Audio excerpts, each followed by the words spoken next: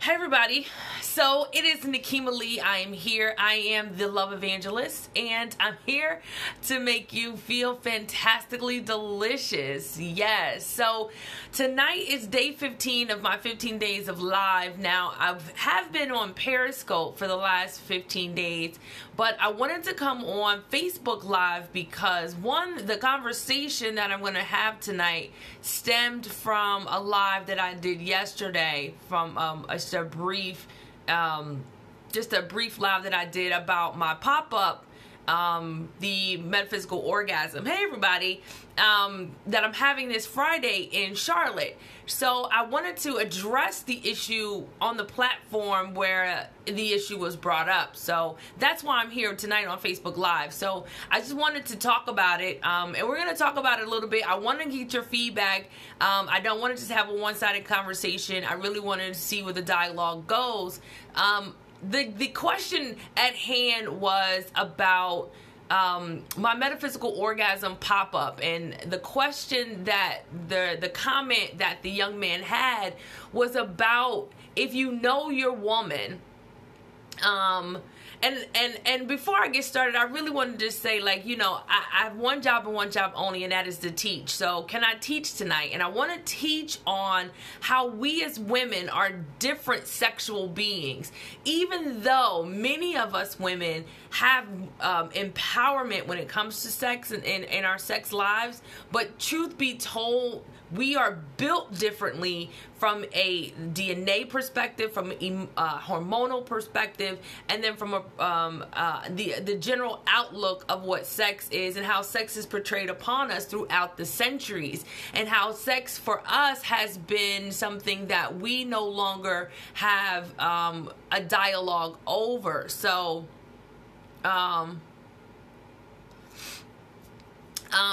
so we no longer have a dialogue over. QL, I will definitely be posting the information for the pop-up in Charlotte tonight. But just an FYI, it is for women only.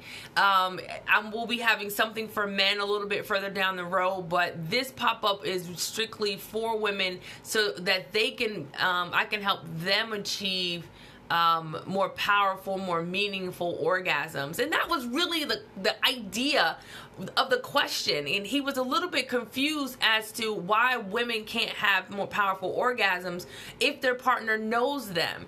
And his premise was that because I'm a man and I know my woman, I can make her have better orgasms because I'm going to give her something that she is needing, right? And it's in that misconception that women feel like a man has to give her an orgasm. So if I don't have my orgasmic experience, then I have to blame the man that I'm with for him not giving it to me. And that's one of the things that I teach in the metaphysical orgasm, is that the orgasm for women is nobody's responsibility but your own. No man or no partner, even if you're with another woman, it is not their responsibility to bring you to a climactic perfection. So that's the first misconception, is that as a man, you don't have to bring your woman to orgasm. And what I mean, before all of the, bells and whistles start going off and people start typing on their, getting the Twitter finger kind of thing going on, I want to make this very, very clear. What I mean by this is that as the individual, as me, I know my needs, desires, and wants. I know in my mind what it is that I'm thinking, because you have to remember, sex is just 95% mental. Sex is 95% mental. So really all the sex that happens for us in our minds. And we're talking women here. Now for men, they're a little bit more on the physical side of it, but for women, it happens, the foreplay happens weeks and weeks and weeks and weeks before we actually have sex. days, hours. It happens throughout the day. If you massage our minds and mentally stimulate us, the physical aspect of sex then becomes easy. It becomes more routine. It doesn't become laboring or a job when we are mentally, spiritually, emotionally gratified throughout the experience. And then the physical part becomes easy. So I can come to climax, I can come to orgasm if my emotional needs are met, if my mental needs are satisfied, if my spiritual being is satisfied. And that's why when women are in relationships that are not satisfying outside of the bedroom, we find difficulties in our relationship, i.e. if he's not financially there for you. And I know people are going to start tapping away, talking about it's not all about money. I'm not talking about a man providing for you financially. I'm talking about when you have to be the breadwinner and you are extra stressed as a woman,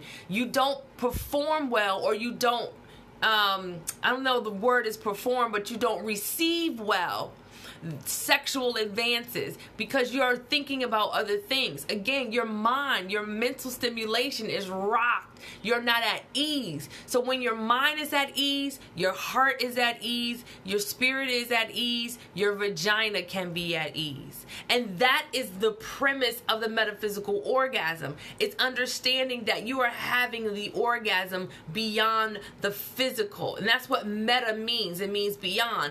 Physical, beyond the physical, beyond the knee-jerking that we have, that act, that pornographic mindset that we have about intimacy and sexuality, and what you see the white girls do when they throw their hair back and they make all these sounds and noises, and you're just like, oh yes, this is amazing. And it's not. It's acting. That is not what real intimacy looks like. Real intimacy is actually very, very quiet, because you don't have to make those sounds in order to engage the soul, because the soul speaks transferably. It speaks telepathically. You don't have to speak words to engage the soul. And some of us have never had a soul-to-soul conversation, so we don't know what that looks like. So when we do find ourselves in the midst of a relationship that requires more from us than what we can say, or requires more from us than what we can do for a person, but it actually requires us to give of ourselves. It requires of us to be actually present in the moment, to say, I am here for you. I am showing up in this space for you. We tend to back off. We tend to say, that's too much. That's overwhelming for me. I don't want that. I just want to have sex with you. And then we compartmentalize our relationships, and what ends up happening is we're not getting the full spectrum of what the relationship can honestly be. Does that make sense to everybody? If that is making sense to you, just go ahead and give me a thumbs up in the comments, just so that I know that I'm not talking to myself and I'm actually reaching some folks, and I'm making a point here. So when we're able to connect in that fashion, what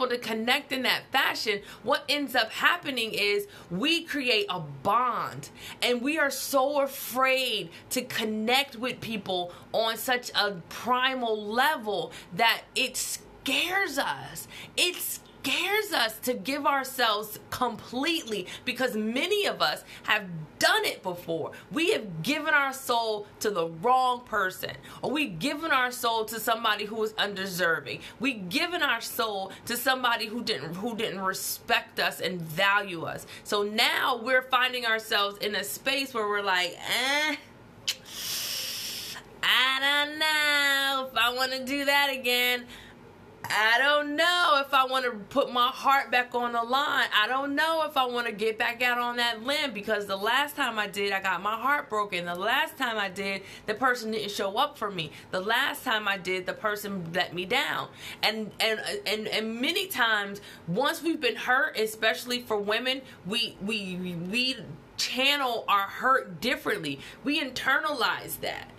As women, we are gatherers. We gather our children, we gather them in our bosom, we gather the sperm within our womb, We gather the emotions within our hearts. We pull all of that stuff in. And as we do that, we take on all of those energies. And then what ends up happening is it transforms us. It makes us hard. It makes us bitter. It breaks us. And once a woman is broken, it's hard to mend her back together because it takes a village. And when we don't have a support system to put us back together, we walk around as damaged human beings. And it's high time that we stop walking around as damaged human beings, because what ends up happening is these damaged people begin to damage other people, and we begin to create a race of people who are damaged, who are looking for a way out, who supplement their spirits through all types of toxic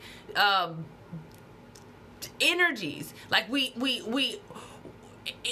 it's just perpetuating snowball effect. And what ends up happening is that two damaged people get into a relationship asking and requesting of each other that is one thing that they're not willing to give of themselves. For example, I've been a prime example of somebody who's been in my life for 10 years. And every 2 years or so, they seem to cycle into my life. Yes, sis, I'm here with you. They seem to cycle into my life, and this is how the story goes. They call me and say, "Hey, Nikema, how you been? How's everything been? Oh, I see you're still doing your thing. You out here traveling the country and everything. I'm really proud of you. You know, I've always loved you. You know that you've always been my best friend. You know that I've always wanted to be with you. I know that our relationship together, we would be magnificent together, but I just don't trust you. I just don't believe that you'll be there for me. I've always thought that you were always with somebody else." Like, wait, time out. The last time that we talked, I told you what my situation was. You said you wanted to try it out, and then you never showed up. You never executed. When I said I'm available, when I said let's be in a relationship, when I said let's make this thing happen, you didn't show up. You didn't. Oh, I was afraid that you was gonna, run off with somebody, or you was traveling the country and I didn't trust that you was gonna. Those are your insecurities. And a lot of times, because he had insecurities and he had brokenness, he was putting his brokenness on me. But his request for me was, "Nikema, I need you to love me. Nikema, I need you to show up for me. Nikema, I need you to be there for me. Nikema, I need you to need me. And if you could do that for me, if you can show me that you need me, if you can show me that you love me, then and only then will I show up for you." I think, maybe, perhaps. That's not how it works. Sir, you've got some healing that you need to do. You've got to get to the point where you can trust me and it's not a labor-intensive job, because I can't make you trust me. And it's in the same sentence that I can't make you trust me. I can't make you have an orgasm. I can't make you think of me in a particular light. You have to make that choice. Given the history that you've been in, given the obstacles that you've been in relationships, and the many and plenty of times that this person has let you down, you have got to show up every day to say, okay, am I going to fight this good fight, or am I going to walk away? And if you choose to stay and fight, you cannot look back at that decision and say, well, maybe I should let this go. Maybe I should have walked away. You know, I should have walked away from you 10 years ago. I wanted to walk away from you 5 years ago. And it's like, sis, but you didn't. You decided to stay. So make haste in that decision, bring joy in that decision, rejoice in that decision, find happiness in that decision, find the love in that decision. And then when you can do that, you can lay underneath that person and saying, I am choosing to be here. But if in that moment you say, I deserve better, I suggest you get up from underneath him, because it doesn't matter how good the dick is. And yes, I said the word dick. If the dick is that good and you still decide to stay, but you feel like you deserve better, then you're the only person that you're shortchanging is yourself. That's what we're talking about, the metaphysical orgasm. It's understanding the value that you have. And if you are in the right place at the right time with the right person, you can have the most magnetic, most magnificent orgasms you've ever had in your life. Because the orgasm is not coming from the physical attributes of that person. It's not coming from the financial contributions from that person. It's coming from the emotional connections that you are making with that person. It's coming from the mental stimulation that you're exchanging with that person. It's coming from the love And love is unconditional. And I talked about this on my live a few days ago over on Periscope, is that love doesn't fail.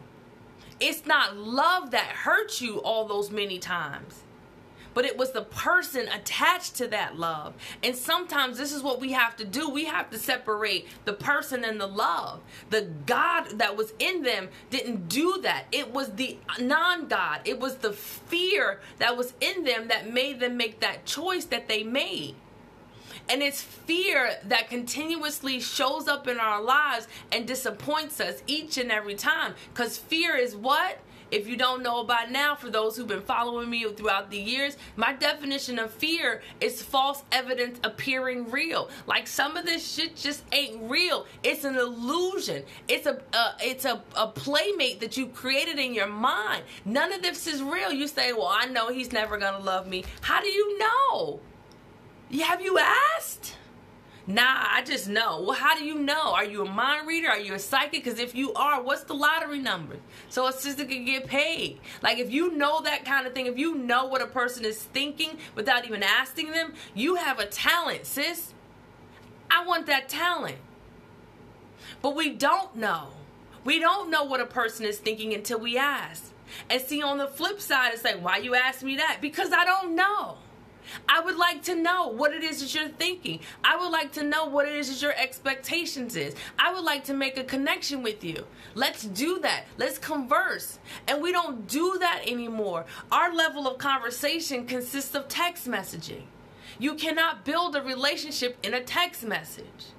And let's get back to basics when it comes to love, intimacy, sexuality. And making that connection and bridging that gap will help you to manifest metaphysic orgasms that go beyond the physical existence and the physical plane. That is what it's about. And understanding that difference and how we as women internalize sex differently.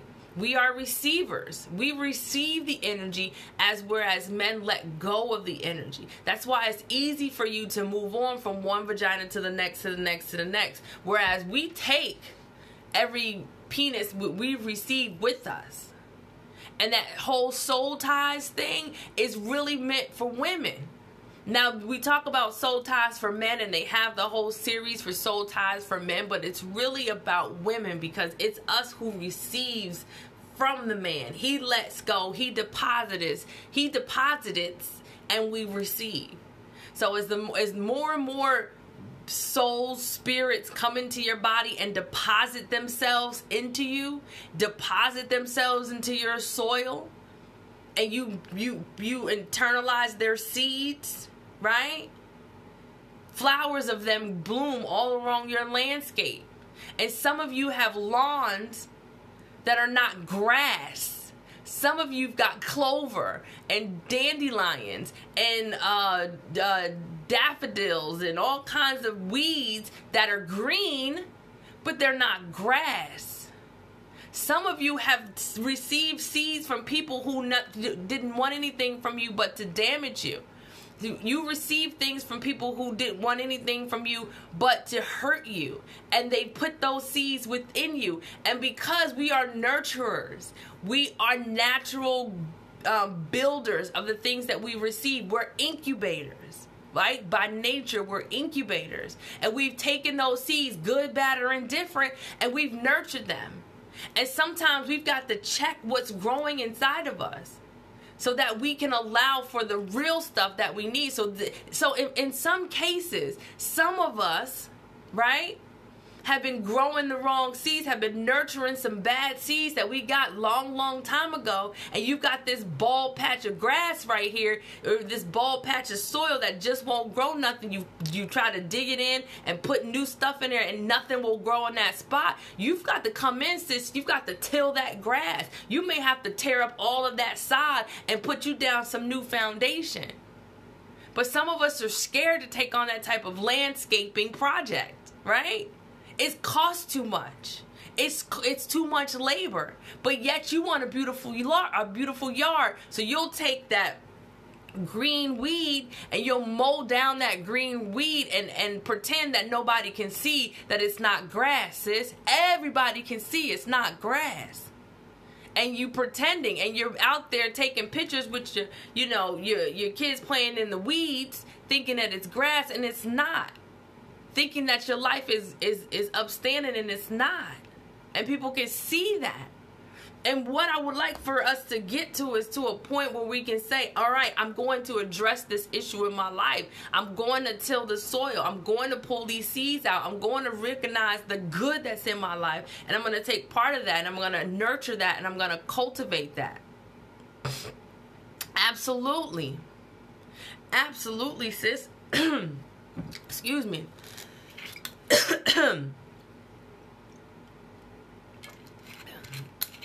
And if y'all feel what I'm saying, you understand what I'm saying, go ahead and put a thumbs up. Let me know I'm not just talking to myself. But I just wanted to make sure that I address the point here. And the brother in my comments, he definitely tried to, he was confused.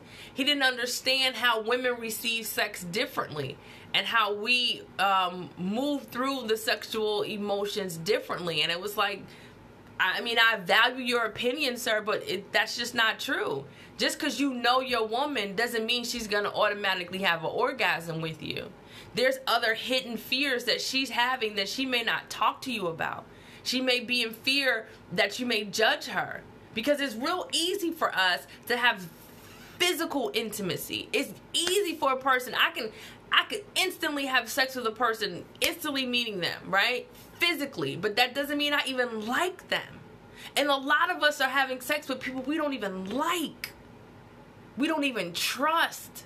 But we'll put their raw penis in our mouths, though. Come on. How do we build from that?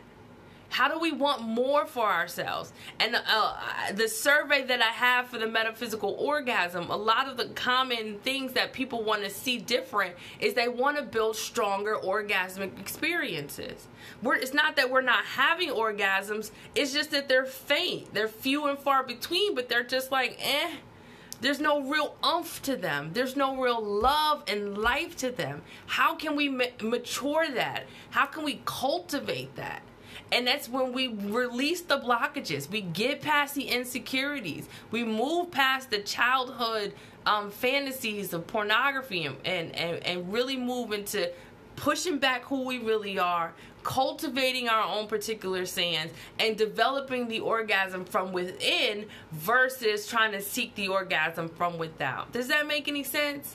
If you agree, say yes, right? When I say yes, you say yes. Yes, yes. So, again, I have one job and one job only, and that is to teach. And I just wanted to come on tonight and just address the brother's comment before, and to just really, just lay that down real quick. Nothing to belabor. I know that keeping folks on live long is not the move. So I just wanted to come on real quick and just kind of let that go. So for those who are who want to come and experience the metaphysical orgasmic experience, I'm having a pop-up in Charlotte, North Carolina this Friday, and you can head over to my website, NikemaLee.com, under events, and read a little bit more details about the things that we're going to go through, and then just sign up.